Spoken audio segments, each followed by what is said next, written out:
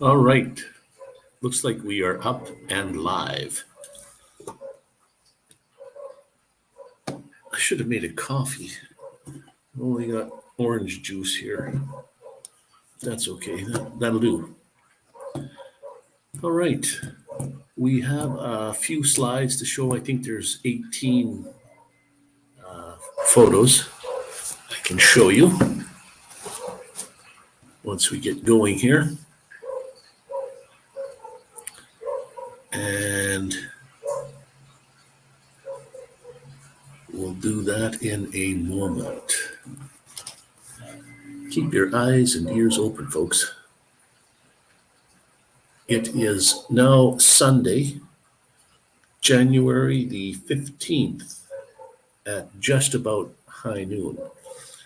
Hey, Mr. Ronney Braun, how did you get your internet thing figured out there, your phone number, whatever it was you were doing there with your phone? I see you're not using your other channel.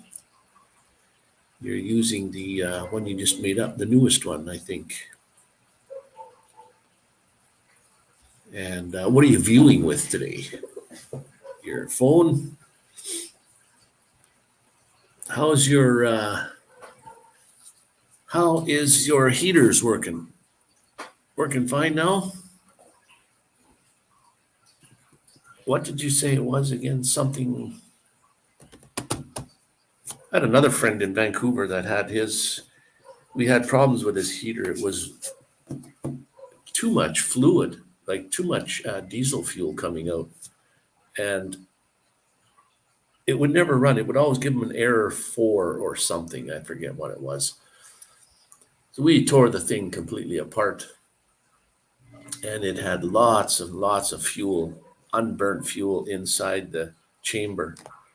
So the pump was pumping too much. Well, eventually he found out that it was the pump.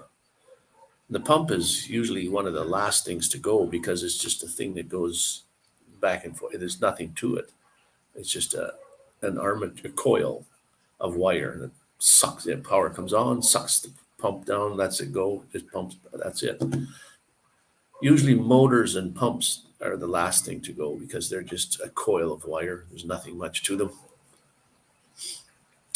Oh, here we got, no thanks. I haven't gotten around to finding it. Phone number doesn't belong to me, but I'll have to do that soon. Oh, you probably lost your phone number and then somebody else got it now, I suppose. That's what happened. Well, that didn't happen, but that's what was going to happen to me with my Canadian phone number. I unplugged my SIM card from the phone, so it's not being used. And I wanted to get rid of I'm from with Rogers, and I wanted to get rid of that for the 6 months I'm down here. Well, then I thought about it. Nobody ever told me that, Rogers, but if I cancel my prescription, then I lose that phone number. Well, that phone number is related to everything that I do, like my bank account and everything, all my banking is all with that phone number. My YouTube account is all with that phone number. So I can't lose that number. So I have to keep a minimal prescription with Roger, which I did. And it cost me $15 a month just to keep my phone number. And I still pull the SIM card, don't use it. The pump seems to be stopping a few times after putting cold fuel in.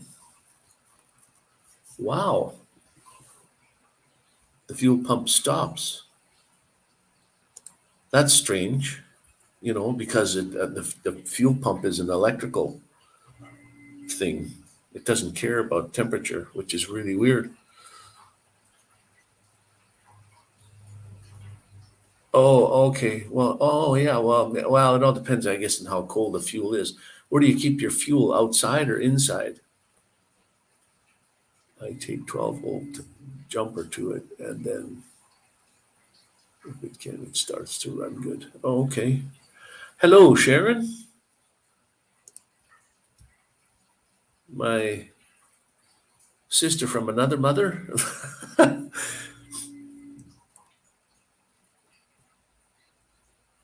I take it maybe Michael is kind of sick or not feeling well.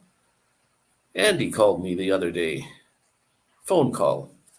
He said some of his friends are coming here to Cancun. I said, well, give him my number. Tell him to call me when they get here. And maybe they're not coming for dentistry work, but uh, they can give me a call anyway. I'm thinking there may be a mysterious drain because once in a while it shuts off and I can restart after recharging the battery. Um, Maybe it goes down below 12 volts, like whatever. I don't know what the low is. Um, in the menu, you can ask it to tell you how many volts is it's getting. But if it gets too low, it probably will shut down. It should give you an error though, an error code. I don't know what the code is for power too low. Um, I think I've only had error code 7, which is I think that's the glow plug, or 4. 4. I've only had 4 and 7. One of them because when I put the supply line in for the fuel, I mean it's pretty close to the heat coming out. There's an intake and an exhaust in the bottom, and that little hose goes right near the intake, but it was very close. It's still very close to the exhaust, which gets pretty hot, and it melted it. The hose when I first put it on, it was too close, and it melted it, and it would make it just so that just enough would come through to get it started. But then after it's pumping for a little while, then it would quit. And it took me a long time to figure out. I mean, because I don't look underneath, it took me a long time to figure out why I'm getting an error 4, like no fuel. So I decided, okay, I'll check out. Took it all out of where it was mounted, and then I saw the hose was not.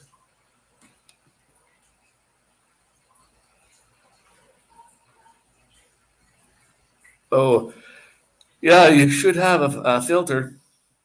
A lot of guys don't run with a filter, but I do have a filter on mine, and I've noticed in my tank, I use the original tank, which is a big square thing. I don't know, 12 inches high by 12 inches wide by only a couple inches deep, and the the fuel goes out through the bottom where I put that little piece inside there, but it sticks above the surface of the bottom about that high, so any dirt or dust can't go up and go inside the hole.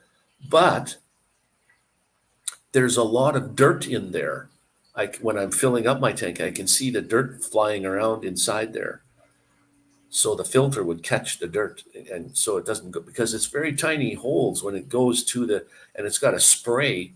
It hits that little screen inside the heater itself and mystifies the fuel. So if there's particles of dust or dirt in the fuel, that'll clog that up.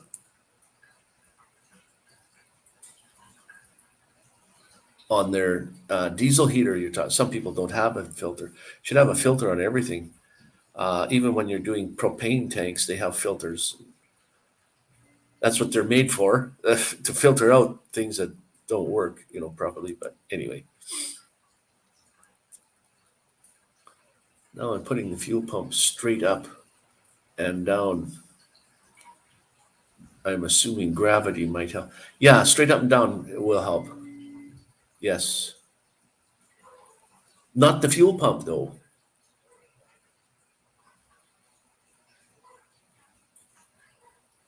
Now, okay, I misread that. if you put that now, okay, it will work. Yes, I know. And you might think gravity might be the right thing. But here's the problem with putting the fuel. I did that. I put my fuel pump straight up and down. And then I went online to some guy in Australia that he did 15 videos on each part of his. There's not much to a diesel heater. There's not much in there. It's a very simple piece of equipment. And he did everything to cut the pump in half, showed you what's going on inside there. And people that run gasoline or other fuels other than diesel are having problems. Yes, they'll work, and they might work for a year or two or more, but you're just asking for problems when I mean, figure it out. Chinese diesel heater. The Chinese make things very crudely and not very good anyways. Um, and then you're trying to run other stuff in it to make it cheaper. Like, why? So the idea behind the pump is you have to have the little bubbles in there. It has to have the bubbles in there. Now, when it's pumping, if it's at a 45-degree angle, which tells you in the instruction booklet to put it at a 45, I'm not saying don't put it straight up and down. If you want to do that, go for it. I did that too, and it worked great until I saw that video. But the whole idea is diesel fuel has got like oil. It's if you put it in your fingers, you'll feel it's oily, not like gasoline. It takes a long time to evaporate. So it lubricates the pump. You need lubrication in the pump. That's why gasoline will burn that up in no time, because there's no lubrication in gasoline. It's more refined. Petrol, whatever you want to call it.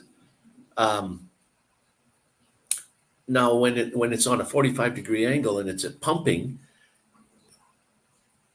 it doesn't matter if it's water or gas or whatever fluid. When you pump fluid through a pump, it's going to have cavitation, which creates bubbles.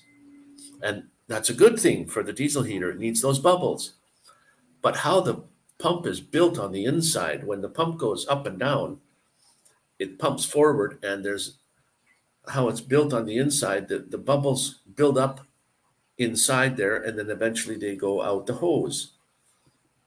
Well, if you put the pump straight up and down, it will get less bubbles because it goes straight out. There'll be bubbles there, but it has that cavitation, which is what you need to make the diesel heater work good.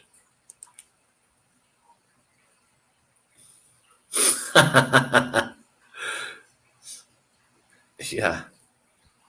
Sometimes I don't know. Sometimes I don't know if I have a filter on my mouth. I guess it all depends on what mood I'm in. What was this one? Oh, I didn't see that.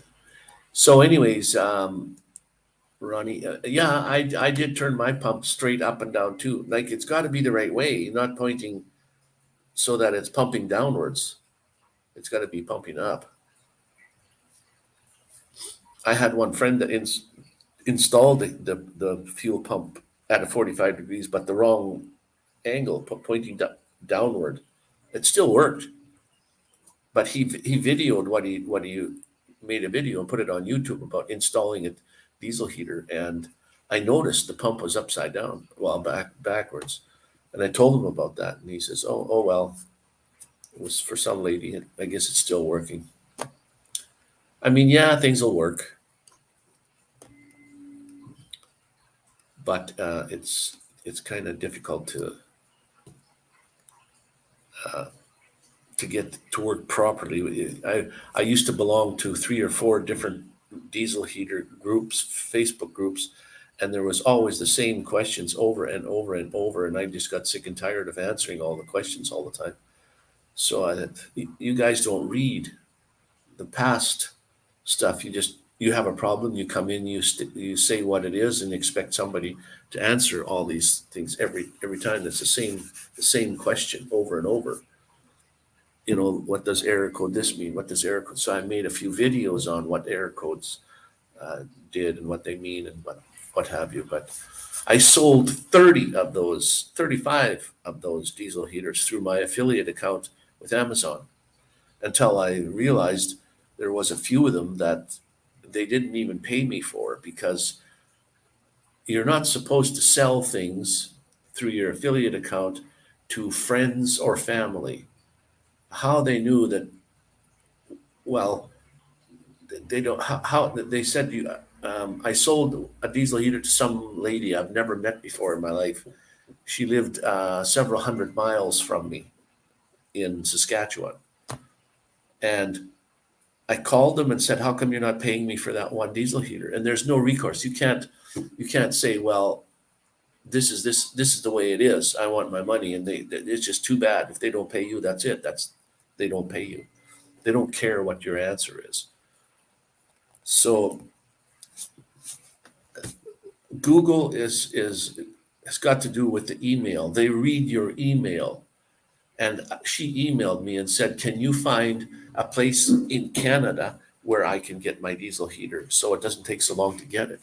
So I sent her a link to a place in Canada to order it from through Amazon. And that's why they said, because they found out that I was trying to sell to a friend, and I said, that's not a friend. It's just somebody who follows my channel. And Michael is in the house. How are you feeling there today, Michael?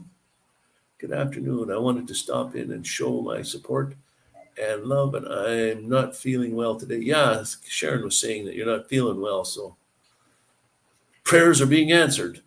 I had a few last night, 102. Wow, holy smokes. Anything over 98.6 or whatever it is not good.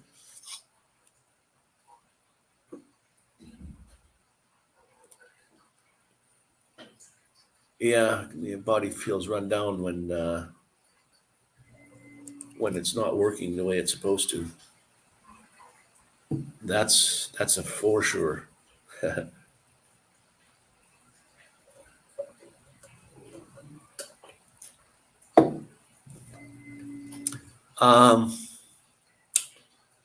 Let me just see here. I had set aside a few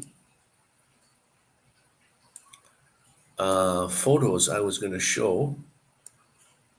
Let me just see if I can actually even find any. I went to Playa del Carmen for a couple of days and I took a whole bunch of photos, but some of them were ready and some of them aren't. Because some of them when you're busy taking photos and sometimes I forget to focus. That's the worst one, is when something's not in focus and you're only there taking pictures, for one time. And I shoot in something called RAW, RAW, and if you're overexposed, that's wonderful. If you're underexposed, it still works, but it's not as good as being overexposed. Because when you overexpose, which means all the light is there in the photo, it's there, it's just too bright. But JPEG is not the same. You can darken it, yes, but with RAW, you can turn the exposure down correctly, because all of the information is there in the photo because the light was there. But when you're underexposed, that's a little different. That's like not enough light has hit the sensors yet. So, but it's still, you can still brighten it quite a bit. And JPEG, you can play around, but you can't get it good. 35, I think I found you through the diesel heaters or the drone I used to have one. I think I found you through the diesel heaters or the drone. Oh, okay. Oh, originally through drones or diesel heaters. Actually, I haven't done a diesel heater video in a couple of years, but that's still it's my second best video out there yet so far. I think my first best one is changed. It's gotten I've got a different, my best video.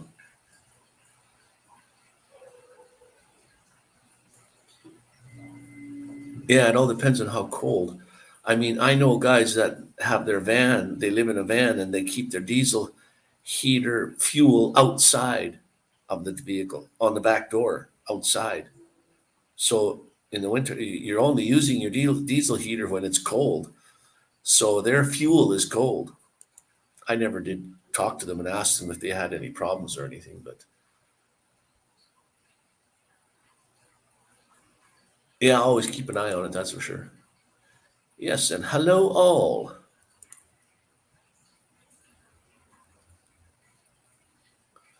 Well, I'm not perfect with diesel heaters. I mean, I thought I used to know a lot about them, but uh, I did help a lot of people out. I don't know everything.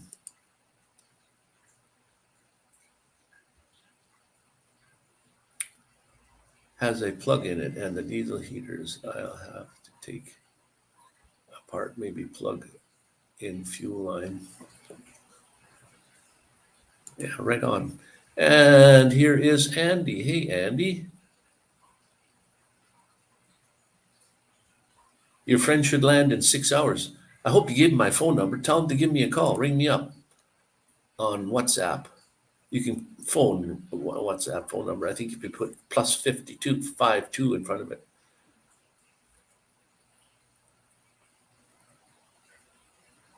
Yeah, maybe the pump is cold.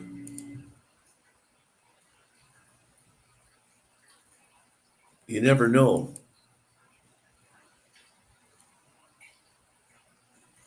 Well, the pump was inside the the van though, but the fuel was outside. And when it gets too cold, then it starts to gel up.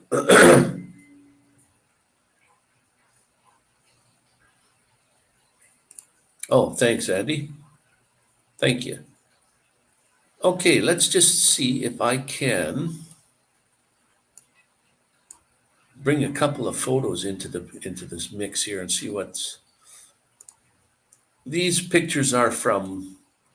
Well, some of them I'll tell you. I'll explain the photos as we go. A weird growing tree. This is in Playa del Carmen when I went there. A couple of times I went there. It's like an hour and a half, hour and 15 minutes away from Cancun. And I wanted to go and fly my drone in the park there and check out that's where I originally got my dental work done, was in Playa del Carmen. So I was looking for a geocache, if you know what that is, geocaching. And in the description, it said that this geocache was in the business right next door to this, where this tree is growing in the middle of the sidewalk. They don't even cut them down. They just let them grow, but it's growing so weirdly, this tree. But that was the tree, and the business is right behind me. I have some more of the business there.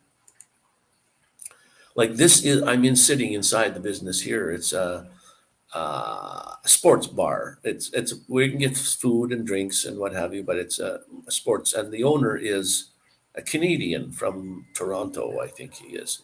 But this tree is growing.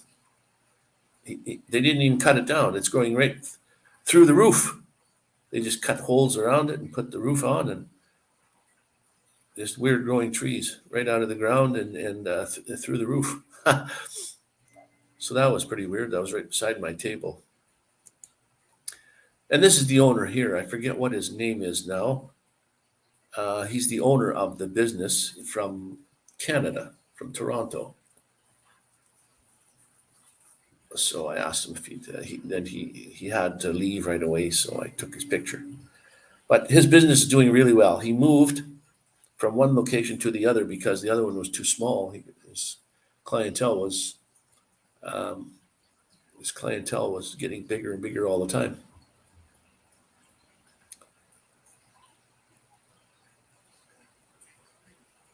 Yeah, I love the foliage here in Mexico. You don't find plants like that in Alberta, so I take pictures of flowers and stuff and other plants and things that uh, they're just beautiful. And most of, not all, but most of the plants here are pretty. How can I even say it? Their stems or their leaves are kind of leathery. They're they're built for this kind of weather, that's for sure. Some are very fine and, you know, skimpy little leaves. This one tree with the biggest beans I've ever seen them. The beans are about 18 inches to 20 inches long, big beans, big as your hand. But the leaves are tiny little fern type leaves, which is amazing. It's a big tree. Now, my friend was cleaning out the front yard here and he had these big cactus. This is a cactus. It's really tall, but the top part was kind of dying out or something. So the gardener had a machete. He just come along and chopped it off. And this is what it looks like a star. It's amazing. That's the name of the, yeah, it's got those really prickly,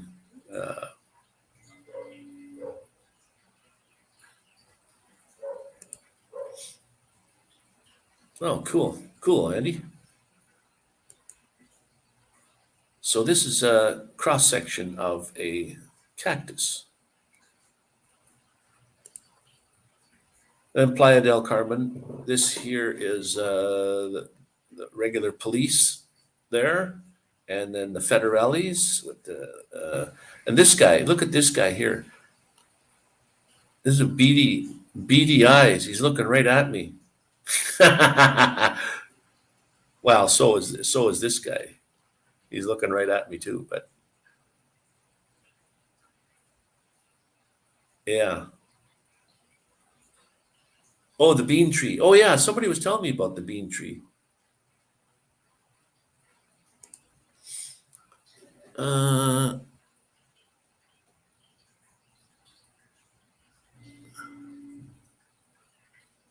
Okay, Michael. Yeah, go rest your head there, and have a great day, though.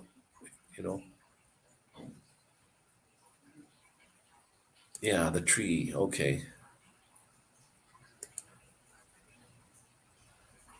Yeah, it's always good to be horizontal at times. Now, this is Playa del Carmen. It's called Fifth Avenue. It's not a street for cars. It's a street for people to walk on. And musicians will just, this guy playing the, whatever you call it, the xylophone. No, I forget what you call these things. He was playing some, I think I have a video of it. I should be able to post with his music playing. Even though it was a popular song, it should be still okay. I shouldn't get a strike for it. But they just set up their equipment in the middle of the street or in front of a restaurant there. Everything's open air. So the restaurant is open and they'll just set their equipment up or their guitars or whatever they're playing right in front of the restaurant, and then they'll play some songs, and then they'll walk around after and asking for pesos, asking for money. That's how they get paid. And this was a church in Playa del Carmen. Two nuns. One's doing some sewing, and the other one's on her cell phone. And there's a sign here that's saying something about their donations. With your donation, you can help us to build our monastery. God bless you.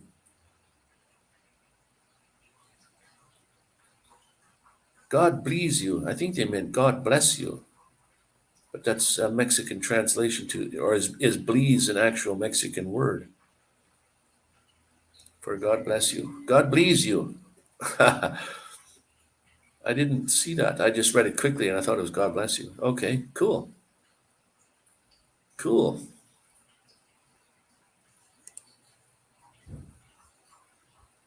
Yeah, some nuns there. Mexico is, I think, Catholic religion. 99% is their Catholic religion. Brought in from the Spaniards. Brought that to Mexico. This is in Playa del Carmen too. This is in Cancun. It's La Isla, it's called. I don't know if there's La Isla up here. Can hardly see that. It's so dark. Aquarium. Somewhere that says La Isla, but I know this is La Isla anyways. This water here goes out into the lagoon, which is not, it's salt water, but it's the lagoon where the crocs are. And the same thing, only the sun was right in the picture this time. Same one again, only moved over to the side a little bit so that the sun is right into the lens. Same place though. This is also La Isla. They still had like Christmas type lights up everywhere. They're beautiful at night, all these places when you can see the lights. Now you walk through here and there's little businesses on each side. Right from coffee shops to jewelry stores to find all kinds of goodies in there. There's a McDonald's in there. I went to that, had a burger there one day. La Isla. I think there's only 6 more photos anyways. This is on a dock. That's the lagoon there where the crocs are. Beautiful sunset that day. Can you hear that?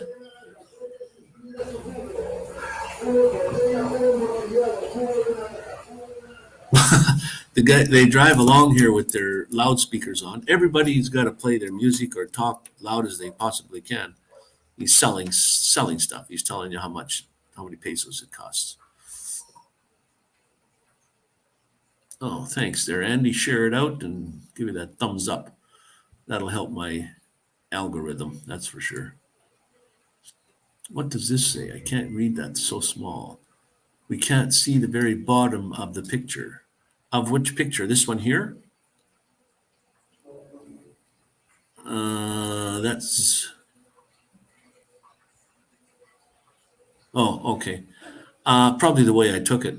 I guess I didn't show. Anyways, this was just a couple that was sitting there on the dock. Behind me is a place called Hooters restaurant. And the dock. I think I got some more of the dock here. Yeah, this is looking at a different angle. Some Sea-Doo was driving by. This thing is full of crocodiles. I don't know how many, but quite a few. And they still boat out there. You just don't want to fall in the water for fear that the crocs are nearby. Oh, you can see the bottom of the picture because my thing was on there. I see. Okay, cool. But that's the whole picture there. That's the whole picture for that one. Yeah, these ones. Okay, sorry about that. Yeah, I didn't realize I had the wording up there, or the there. And then there's these boats lined up, and I turned a little bit farther, and there's the same boats down the dock there. I guess you can rent those, take them out for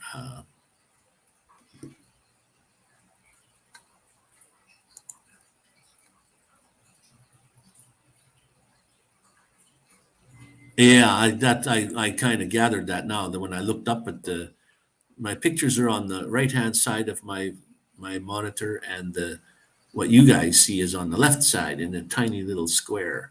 So I didn't see that. That's one way to play Snap.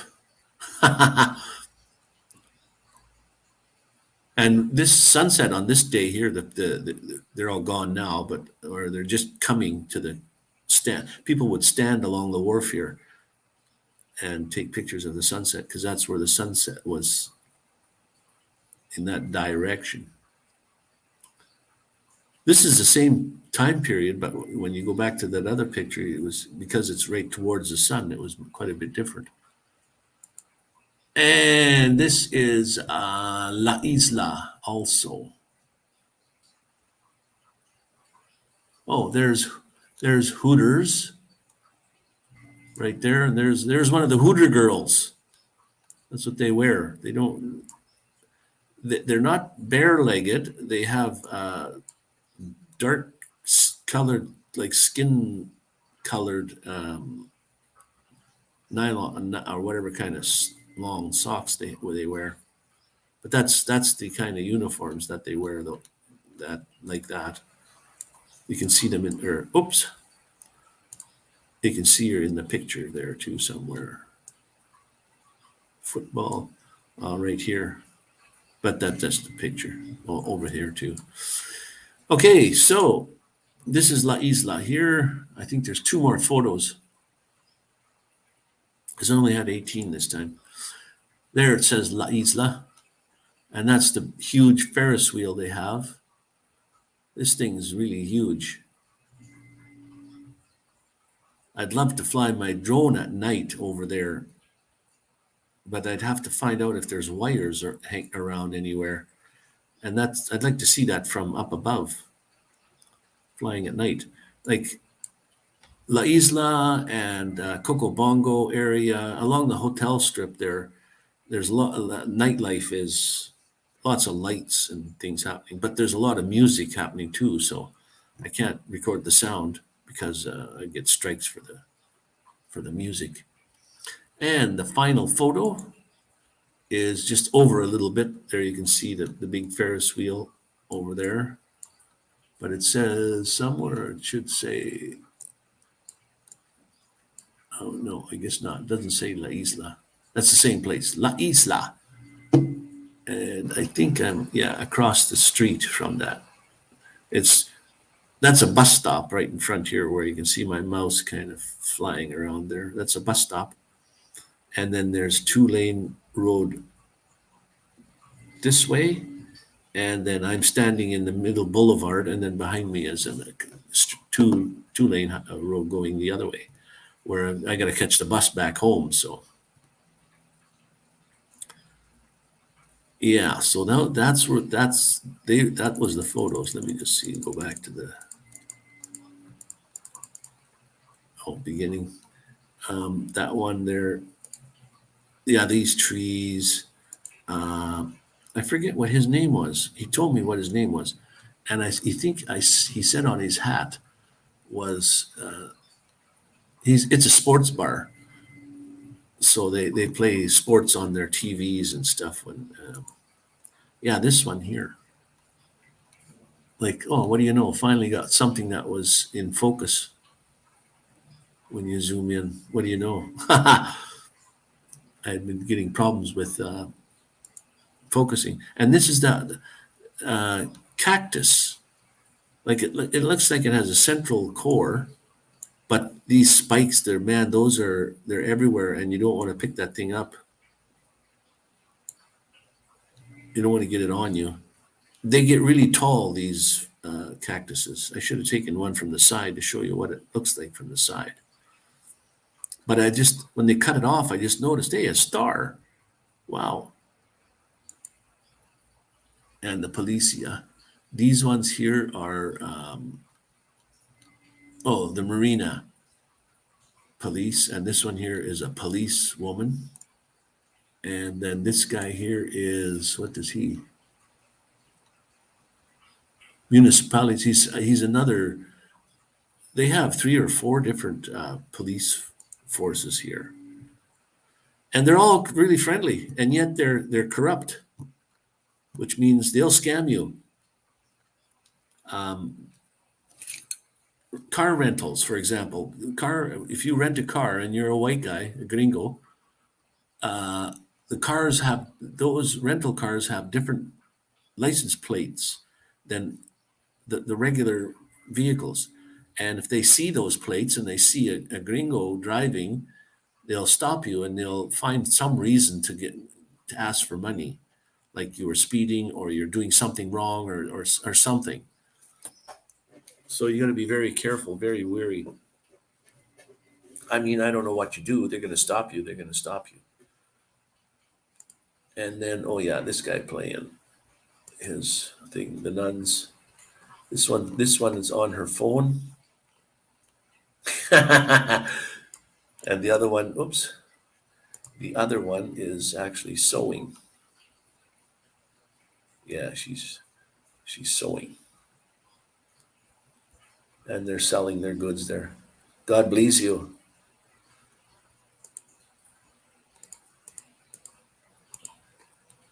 Anyway, that is that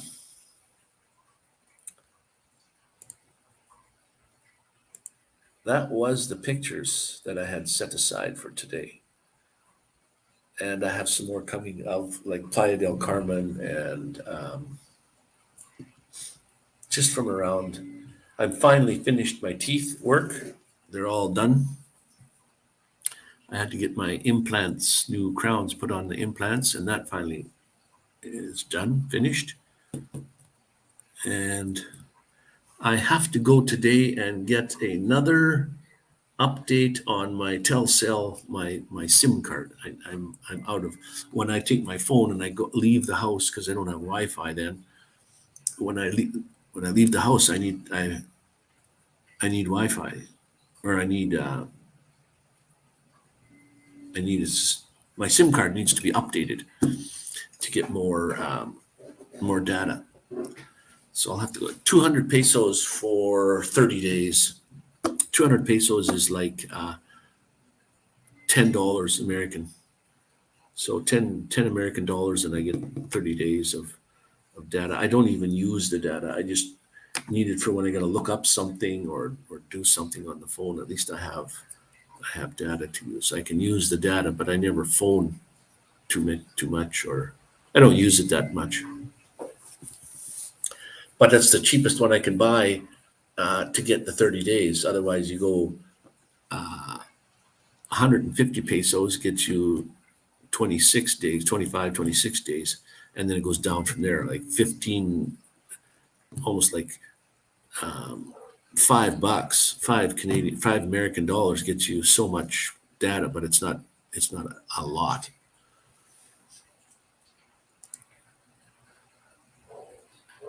It was a good set of pictures. I like those. Cops around here don't like cameras. Be careful. Yeah. Well, they told me that I said, what happens like 10 years ago when I was in the dentist's office, I said, see that police over, and they all have long guns. Didn't they have long guns, those guys? Um, uh, and they're loaded. They're ready to go. They're not like, they don't fool around. They're ready to go. And let me just see that picture. Open with photo. Yeah. Okay, so let me show you that picture again. Share screen and window and share this photo and share. And there you can see they have long guns and pistol, and they have handguns too. But these things are right on the side here. I don't know if we can see that. No, sometimes they have this side here has got a clear plastic on it, and you can see the bullets in it, which means you can see how many bullets are in the. Now she doesn't have a long gun. Oops. She doesn't have a long gun, but I think she has a gun though. I don't know what that is. Usually they have a gun on their side. Maybe she doesn't have one. They all wear really good equipment too. She has, it looks like a vest on, a bulletproof kind of vest. And this guy, I don't know what he's got. Just your, oops, man, oh man, clicked on the wrong area. He's not wearing a gun. He has something. Anyway. So anyways, yeah, these guys all have long guns. They're pretty well equipped with,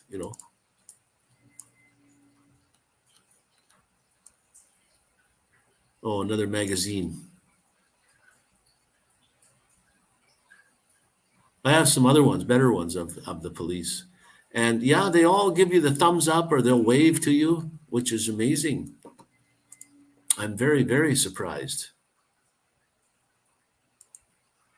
on why they even do that, but they do. All right, there we are back again. Yeah, the one thing you don't want to have happen is you don't want to be thrown in jail for whatever reason, whether it, whether they're trying to get money out of you or what have you. Like I found from on YouTube is if you do get stopped on the highway by the police and you're driving and they say you were speeding and what have you, and they say, well, if you give us 500 pesos, 1,000 pesos, we won't do anything. We won't give you a ticket. Well, the idea is always ask for the ticket. Don't pay them any money. Just say, okay, I was in the wrong. I'm sorry. Give me my ticket. And then go pay your fine, which is probably less than the 1,000 pesos in the first place. But usually if you ask them if you say, just give me my ticket, they won't give it to you anyways, because there's only certain police that can give you tickets. Not all police can actually submit a ticket to you. It says on the side of their car, this word, I forget what the Mexican word is, but those are the ones that can give you a ticket. Any other police can't give. The reason, if you say, give me my ticket and you'll pay it, the reason they won't give it to you is because if they do, and you go to the police station and to pay this, those guys will get fired because they're not allowed to give you a ticket. But they're on the highway all the way, like when you're going to Playa del Carmen, they're on the highway. They just stop there and their vehicles are always flashing the lights, just even when they're just stopped. It's like in Canada, if you see the flashing lights, then something has gone wrong somewhere. Somebody got a ticket or somebody got stopped. But here, the lights are flashing all the time, even when they're just driving down the road or when they're just stopped and having a taco. Their lights are going all the time. Only when I hear sirens when they're going somewhere and they're going to chasing somebody or something. So anyway, always ask for the ticket. Say don't pay. That just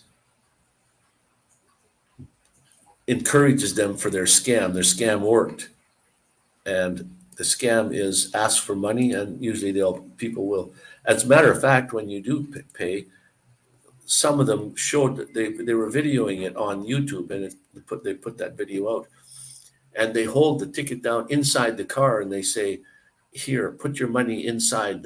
Don't pass it out through the window. Like put it in his little folder there inside the vehicle where nobody can see it." So you can tell they don't want to get caught either. So, and yeah, they'll be mad at you and saying, well, you have to pay. But don't pay. So, anyway.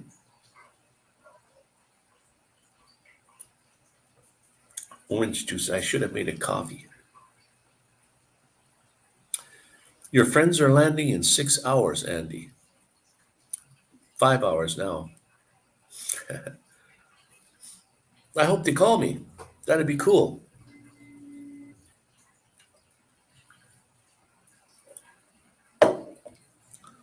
Another thing is the taxi cabs here in Cancun. Cancun has a population of 1 million people. And I asked one taxi driver, I said, how many cabs are there in Cancun? He said 9,000. So there's 9,000 taxi cabs in Cancun, and there's only one company. And they're all white cars with a green striping. Now, Uber tried to get into Cancun several months ago, and the taxi guys would take the Uber car, set it on fire, put it up on a flatbed truck, and then drive it through the city, showing we don't want anybody else with a taxi service in Cancun. We only want our taxi cabs, and that's it. Nothing else. So Uber backed off for a little while, but now they're in again. They're in officially. I would be scared to be an Uber driver for fear that the other they call even the Mexican citizens call the taxi service a syndicate. Like they'll even charge or try to charge the local people extra pesos for to go places, and especially a white guy like me. They charge me double to three times as much if I know how much to pay. So I tell them before I get in the car, I'll only pay you this much and that's it. It's a lot of times they'll say, no, sorry, and they'll drive away. Well, you finally get one. There's 9,000 of them. You finally get one that will take you somewhere for whatever you say. So the Uber tried to get in. Now, last week, the Uber said we're putting up taxi service in Cancun. So what did the taxi drivers do? There's only one road to go from Cancun city center to the hotel strip. It's a double road this way and a double road back, but that's the only road you can go on to get to the hotel strip. So what do the taxi drivers do is they block with their cars, they blocked it off. So people couldn't go there. They just stalled the traffic. And that's what they did all over town. They just drove really slow or stopped in the middle of the road. The police do nothing. The police here don't do anything. They're only concerned with scamming themselves, like doing their own scam. They don't care about, like, I don't think I've ever seen a car stopped by a police, for some infraction, speeding or turning the wrong way. And I've been driving with lots of people, and they all drive like maniacs. Police don't do anything. Matter of fact, you pass the police when you're driving really fast. So I got a ride from the house here, to a big bus station called Audio. It's ADO, Audio. You don't say ADO. They don't like that because there is no A in Spanish. So it's Audio. ADO. And the bus, that's a big bus, and they have beautiful buses. Man, they're nice. It's like a Greyhound used to be years ago. There's a bathroom in the back, nice seats. They have TVs that come down every so you can watch. They put a movie on as you're going somewhere. Really nice luxury, air conditioning. And I took that bus to go to Playa del Carmen, which is like an hour and a half away. And it cost me 104 pesos. 104 pesos is $5 American. So for Canadian, it was like $7. $7 to go there and $7 to come back. And to go from my house here to the Audio station, which is, I don't know how many kilometers away, but it cost me 50 pesos. Now, 50 pesos is $2.50. I don't like to convert to Canadian because they all deal in American anyway. So $2.50 to go with a cab from here to the Audio station. He drops me off. I go to Playa del Carmen. I come back at the Audio station. Now I want to take a taxi back. Well, the taxi's got this line up. They're waiting for people coming in, and they would take them. So I asked how much to go to where I'm staying. I'm staying at La Luna Avenue and Calle Peña Street, Penalty Street in English. And they say 150 pesos. Well, that's 3 times the amount, like 3 times. I paid 50 to get there, but it cost me 150 to go home. And So I asked the next one behind in line, and he said 150. And he said, "Oh, if you want to get it cheaper, go to the avenue over there and flag down a cab over there, because they're sitting there waiting for customers, so they charge you for that, for them sitting and waiting. They charge you. So it is what it is. You can't get a cab out of there for cheaper than that." So I walked out to the avenue and I asked a couple of taxi drivers, and then, "Hey, it was 100 pesos." One guy said 100. And I thought, "Well, that's still double. Like I'm on the avenue here now, and it's still double." So I walked a few more blocks, and then I seen a bus go by, a city bus, an R215. That's the bus I catch to come back to La Luna and Calle Peña here. So I said, "Well, there must be a bus stop here. It'll cost me 12 pesos. 12 pesos to go by bus.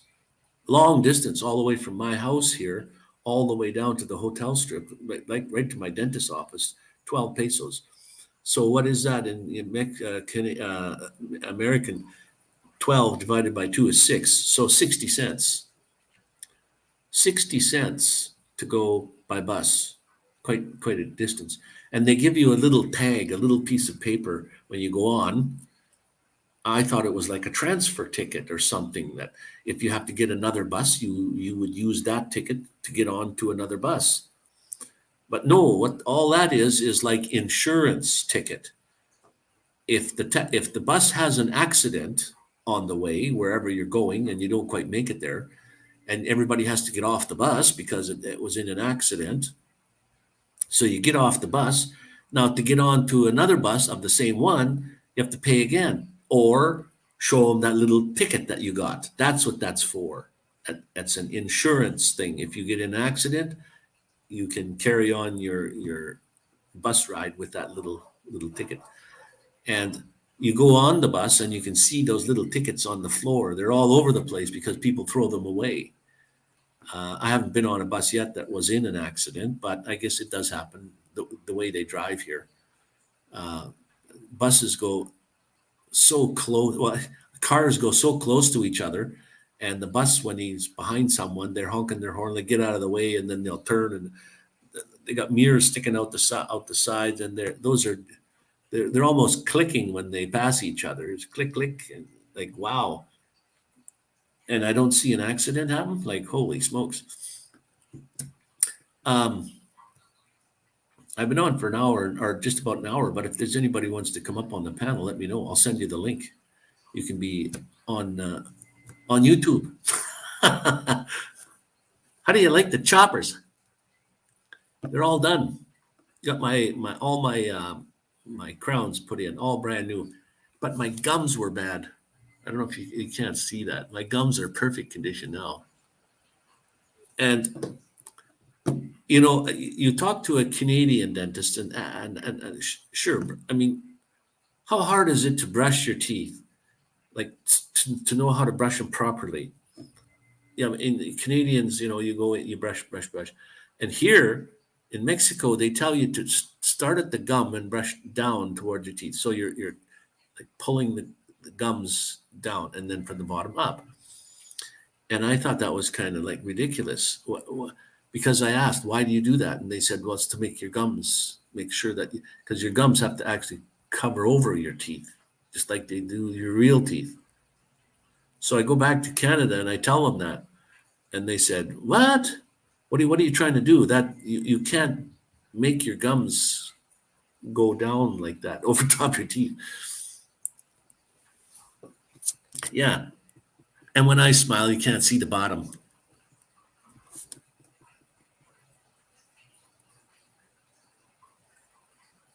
They're nice though. I like them. And when I got all my crowns put back in, they pick a color. There's a tray with a whole bunch of little teeth in it, all the way from A1 to N10 or whatever the numbers are. And they're right from really white, chiclet white, to kind of a darker color. And the word for black is negro. And I told her, So most of the dentists that they hire have to know English, at least. I think they should know French and German also, but they know English anyways. Some the assistants don't know some languages, English. But so she brings the little tray out with the different colored teeth, and I picked whatever color I thought I wanted. I don't want really white because for me personally, when I open my mouth, I don't want to have a light bulb come on and it just shines. I don't want a white like that. It looks too unnatural to me. So anyway, I picked a couple of shades darker. And then I said, well, how about negro? And they laughed and they thought that was funny. I said, because negro is black. I want like black. I want black teeth. They all laughed. So I got all my crowns put in with that color. Well, I guess the color I had picked before 10 years ago, which my crown, they didn't do anything with the implants. They did the rest of my mouth. And they were going to leave the implants alone because they're good. So they said, well, your implants way in the back, the crowns are a different color. They didn't like that. They didn't like that. They were just slightly a shade off. So they said, we're going to replace those two for you. So that's what they did. They replaced my implants also so that they're all the same color. And I said, I can't even see my bottom teeth when I smile. Like, I said, how are you going to see my implants way in the back? People aren't going to look back there. So, and that all costs money. It costs the doctor to get it ready. It costs the lab to make the teeth and get them all ready, and the fitting makes them correct, and then put them on. And it took me another 4 or 5 visits just to get my crowns on my implants put in. And they were two individual ones the first time. I had 2 implants, 1 crown on each. And they said this time they want to put, it's called a bridge. They put them together. So there's no gap in between them. It's just like one big tooth that fits on, but there's two screws that hold them, one in each implant, which is much better holding than the way it was before. But anyway, it's done. And I can now do things. I went to Playa del Carmen a couple of times to visit my dental friends there. They did some work for me last time I was here in May. And I want to go to the island here, Isla Mujeres, Island of Women. And I wanted to go to like Tulum. And then I can't miss going to Chichen Itza again, the pyramid, especially on whatever that day is, March 31st, when the longest day or the longest something or the change of something, because they built this pyramid so that on that one day of the year, the shadow from the sun goes on the stairs that go up this pyramid, and it looks like a snake. And if you can do a time-lapse video of this, it moves. It looks like a snake crawling either up or down or whatever direction, going on the pyramid. So I want to go there that day in particular so I can video that. We got to make sure they got lots of battery power. I'll try to do a time lapse of that. Now, if it's nice day, okay, I can do it. If it's not a nice day, if it's cloudy or rainy or whatever, well, then it's done, because it only happens on one day of the year. Like the Mayans were so far advanced in math and science, like astrology, stars and stuff. It was, as a matter of fact, their calendar, they said that in the year 2000 and something, which was just a few years ago when all the planets lined up. How the heck did they know that thousands of years ago? Like, wow, that's not why they left the area because they thought it was going to be the end of the world or something, but they knew that all the planets were going to line up in a line, which it did happen in whatever year that was. I think Rob on the road, he usually comes in on Sundays. He must be busy today working, but he's a wealth of knowledge, that guy. When I mention something, he gives me the answer. So, and I mentioned that once before, and he told me what it was. So, because I had mentioned in Canada where I live, the latitude, I thought it was 45 degrees or something, and then he messaged me back and he says, no, this is what it is. So I know how far north I am. And we're still north here in Mexico. Where is the equator is down by the Panama area, just above Brazil, someplace in there. So we're still north, although the days here don't change their length to like from summer to winter too much. I imagine they do. Whereas where I come from in Alberta, in winter, the sun goes down like 4:30, 4 o'clock. I remember getting off work and it's dark. And in the summer, the sun goes down at like 10 or 10:30. So that's 6 hours change. It's amazing. I wish they would just leave the time at the summer hours and just leave it there because I like it. I like 10 o'clock in the evening and it's still light out, just getting dusk. Have you managed to find your drone or do you have to go back in time? I'm going to make another video that is the second part of that one. If you watch the first one, it went kaboom and I was gone. I went back 10 days. Well, I'm going to make another one. It's going to go kaboom and there I am 10 days later. I did lose my drone, not lose it. I crashed it once when I was in, twice when I was in Playa del Carmen. I was flying low. I like to fly low where almost head height or just about that height and fly through paths and stuff, and not up high. I'm flying around this path and the foliage here in Mexico in parks it's not like in Canada where the parks are kind of no trees or less trees and there's places to lay on the grass and so anyway, there's lots of foliage and I'm flying through the walkways, and because the field of view is so wide, it's 170 degrees.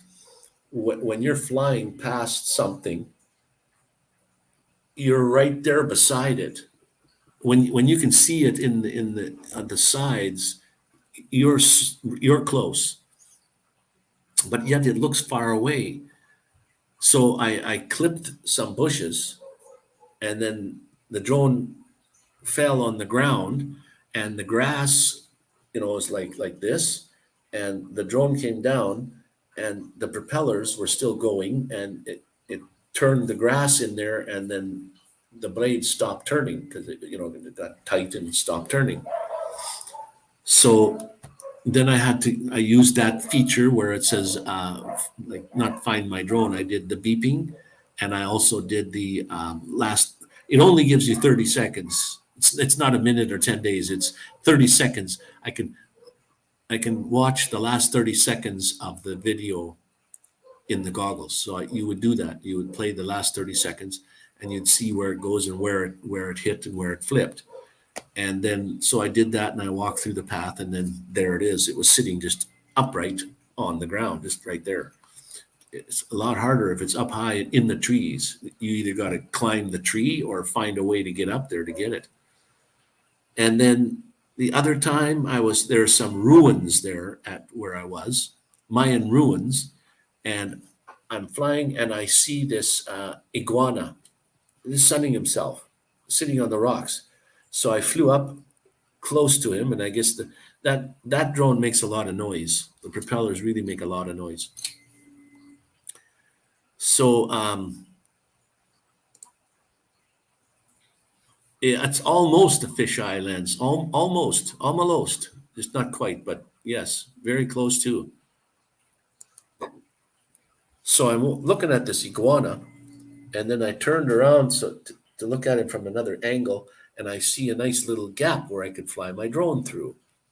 So I'm flying my drone, and I get up close to there to go through, and I bumped the side of the rock, and that was enough to throw it off, and it flipped upside. It flipped over and landed right side up on the rocks. So in my goggles, I could see the rocks, and I could see the leaves and stuff fluttering there. So I knew the propellers were still going. So I thought, well, I'll just try to take off again.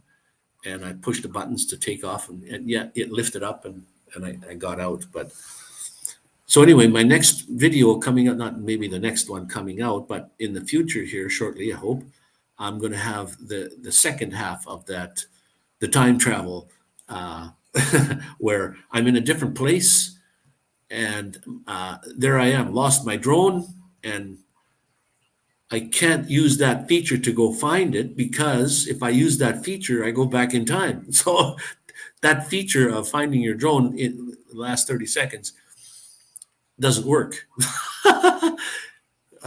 So it's all just like a joke, of course. I think you know that, Andy. It's just a joke there, but that video is getting quite a few more views than my regular videos do. I think a lot of people, when they see the Avada, that's what piques their interest. Is not necessarily the wording. I worded it as I discovered, what was the title? Or a time machine discovered in my goggles. That's what the title was. Well, I don't think they're coming to watch to see a time machine, because I'm holding my Avada up, and there's a lot of drone people out there, and they see the Avada. The Avada is one of the newest drones that DJI has out. They have the Mini 3, the new one. But the Avada is fairly new. So that's why they come to watch, I think.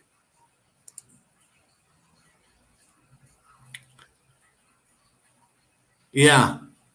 Yeah, well, that's what I was hoping. I put, you can hear the end there. The bomb goes off, kaboom, kaboom, and then that evil laugh, and that other snicker at the end. And Wayne's gone. He's no longer here. So when I go out and do some more flying, or use that video from Playa and make it so that, hey, here I am in Playa again for my second time. I'm here. I've got my drone back because I went back in time. I'll have my drone in my hands and not lost. So I might make it as, there I am in Playa. Poof, came back in time, fly my drone, and lost it in the bushes there, because that one flipped upside down. I can't. It stopped anyway. I have to go get it. Now I don't know how I'm gonna, if I use that video. Yes, it only has the 30 seconds. I could make it so that if I do the 30-second default time, you don't go back in time. You can watch the video. But if I adjust the time, that's when it goes back in time. So I don't know how I'm gonna do that. That knob I turned there doesn't do anything anyway. It does. I bet you there's guys out there that have the Avada with those goggles. They're turning that knob to see if they could change their time on their change their time on their goggles, because that last 30 seconds is long enough to see where you've landed or where you crashed. But they're probably trying to figure out, how can I turn this to 1 minute back? That knob there turns the eyepiece so that it focuses. So you can't wear glasses with them goggles. So you slide them back and forth so that they're the right distance for your eyeballs. And then the screen is very large in there. It's beautiful, crystal clear. And then the two knobs are to turn to make things in focus, so that you can see the edges of the center. And so lines it up much better. But that's what those knobs do. They don't change the time inside the goggles. So I'm sure, because I've seen one guy says, does the Avata fly backwards with the controller, with this thing that you hold, a controller, which when you go like this it turns left, go like this it turns right, go like this it goes up, go like this it goes down. Then somebody took this in their hand and they threw it up in the air and it flipped over like this, and then he caught it again, and then the video was the drone going. Well, that's an impossibility for several reasons. One reason is, well, the best one is, if that drone flying with this thing, not the controller with the thumbs, but if you're flying the Avata with this controller, well, not this, the controller's in the box, and the drone gets at a certain angle, upwards or sideways, any angle, the motors will turn off. Like, as a matter of fact, when you're flying home and you come and ready to land, I don't have to land. I can fly at just above the ground, and I can grab the drone by the top and turn it like this, and it turns off. When you use the controller with thumbs, then you can do flips and turns and stuff, and you can fly backwards. With this controller, yes, you can fly backwards with trickery. You have to use this and the goggles, and the goggles have something called head tracking mode, which means when I turn the head tracking on, when I go like this and keep this pointed straight ahead, when I go like this, the drone turns. When I go like this, the drone turns that way. When I look up, the camera on the drone goes up. And when I look down, the camera on the drone goes down. So it makes the camera move. But because the camera can't move sideways, the whole drone has to turn. So if I go like this, the drone's going to turn. And if I look that direction, the drone will really turn, because now it's got two inputs on to turn. So how to make it fly backwards is tricky. You hold this flying straight, and you fly the drone straight. Now, if I turn my head completely around so that it's facing that way, the goggles are facing that way. Now the drone can fly backwards, and I can pull the trigger, and the drone will fly backwards. Actually backwards. Not, the drone won't turn around, it'll fly backwards. And then if I go left or right, it'll fly backwards and turn.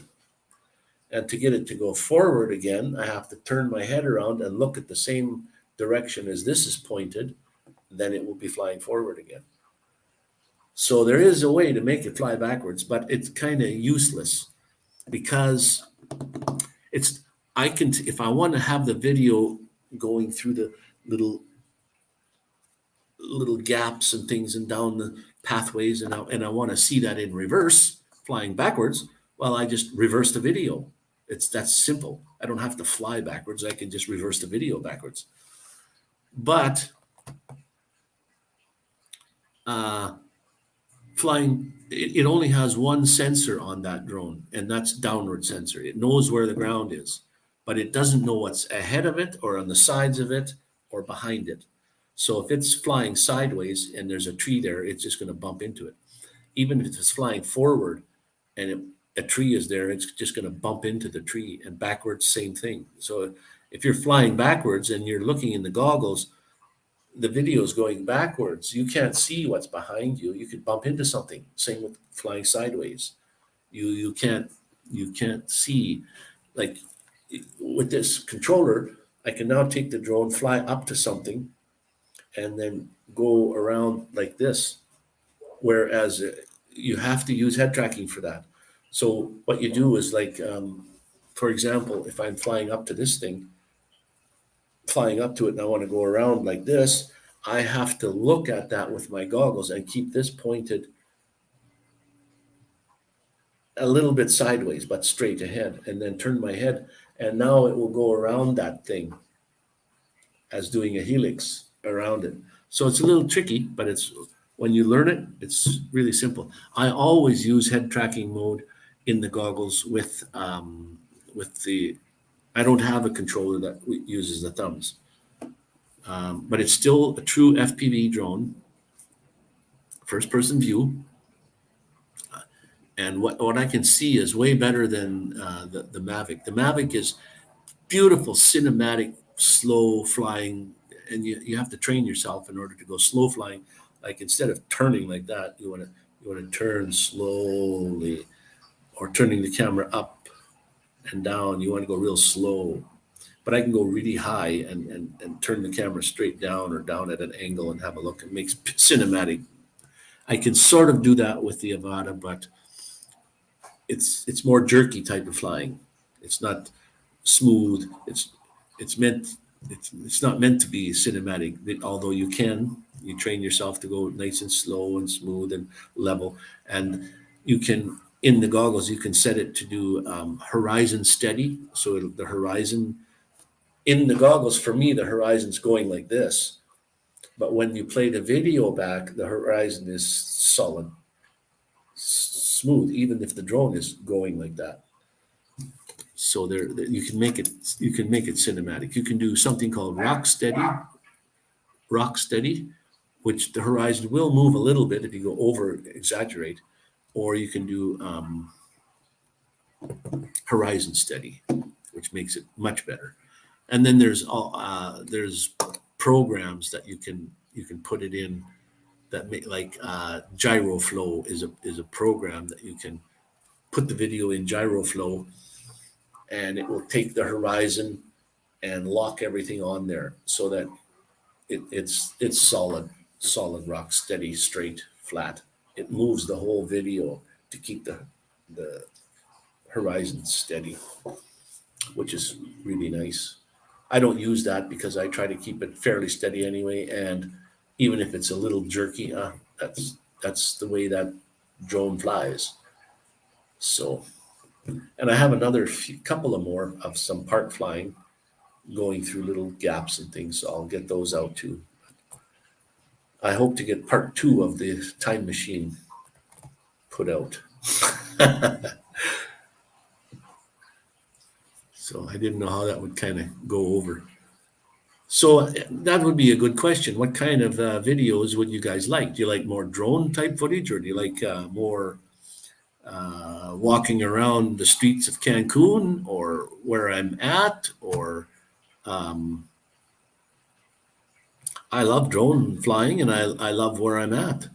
So it would be nice to maybe find out what people would like. Do they like just walking down the street and videoing a walk to the store, or going to Isla Mujeres or Tulum or Chichen Itza, or going to these places. Like going to Tulum and Chichen Itza would be much different because those are actual Mayan ruin places. There's lots to video there in those places. They're tours. You have to take a tour. Well, you don't have to, but I would prefer taking a tour because you get a meal on the way, and you get to swim in the Sonora, those big underground pools of water. You can go swimming in those. Isla Mujeres is just an island off the coast of Cancun here. Small island, but it's got a lot of nice features there to go and see, and one of the best beaches anywhere. And so I don't know. I always take this camera, my little pocket DJI Osmo pocket camera. I take this wherever I go. Wherever I go walking, I take this one. And I have my other camera here too, the Osmo action camera. It's more like a GoPro type camera, but it's a little bigger, and it has a gimbal. This one has a gimbal built into it. So the other one, I have a great big gimbal, so I have to carry all that stuff. I like everything, to be honest. Maybe you can combine the two, like sightseeing with the drone. Do what makes you happy. Yeah. Well, I did try to do, like, if I'm going to a park to fly, I would video walking to the park, which I'm actually working on right now, walking to the park. And then when I get there, I have the drone flight at the end. So,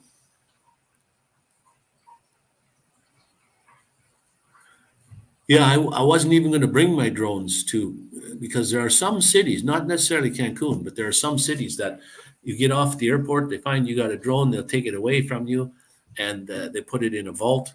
When you go back home, you go pick it up, and away you go. You can't fly there. Here in Cancun, you can fly anywhere.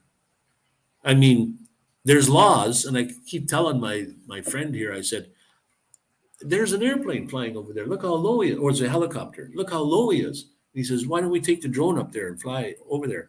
And I said, well, that's against the law. And he says, they won't do anything. And I said, but it's still against the law, though. You know, I can't fly over there like that.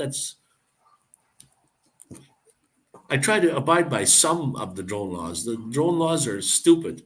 Like, some of them are just incredible. All right there, Andy, my friend, my brother. Thanks for popping in, and thanks for giving your friends there my number. Hopefully they'll give me a call, or if you get in contact with them, just say, hey, give Wayne a call. He'd like to say hi. And yeah, I've been on for an hour and a half here, just about. So I think I'm going to call it a day. I've got to go out and get some more data from my phone. And what else? I got to go get my medications. I found that medications in Alberta are hard to get. As a matter of fact, I phoned my doctor. Can't talk to my doctor personally. He won't take calls. So phone the front desk. I says, I'm in Mexico and I need some update my pills. And she said, so what? You're in Mexico. Can't get them. Too bad. Go find them somewhere else. What? I mean, that really burnt my ass.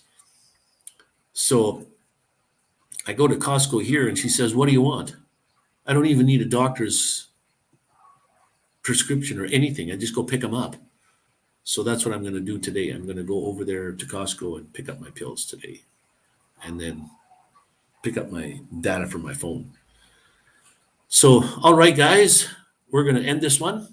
Thanks for sticking around, and thanks for watching the slideshow.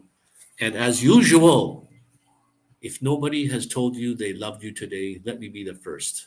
I love each and every one of you, and thank you all for coming by and spending the time out of your Sunday to come and watch and converse back and forth. It was great. All right, Mr. Ronnie and Mr. Andy and anybody else that was in here that's maybe gone now, but thank you for coming in, and we'll catch you next Sunday. I might do a pop-up in between time. I don't know. But next Sunday at 12, high noon, we'll be here. We'll catch you then. All right. Stay awesome.